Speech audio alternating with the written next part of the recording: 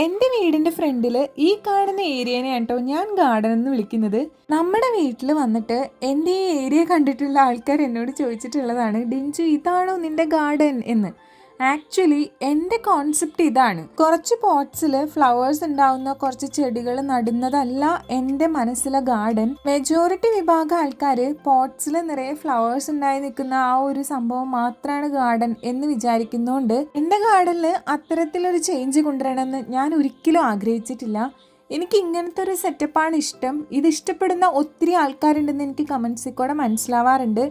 എങ്കിലും നേരിട്ട് കാണുമ്പോൾ പലർക്കും അക്സെപ്റ്റ് ചെയ്യാൻ പറ്റാറില്ല. ഇനി എന്തൊക്കെ തന്നെ പറഞ്ഞാലും നമ്മുടെ ഉള്ളിലെ സന്തോഷം നമുക്ക് വലുതാണല്ലോ.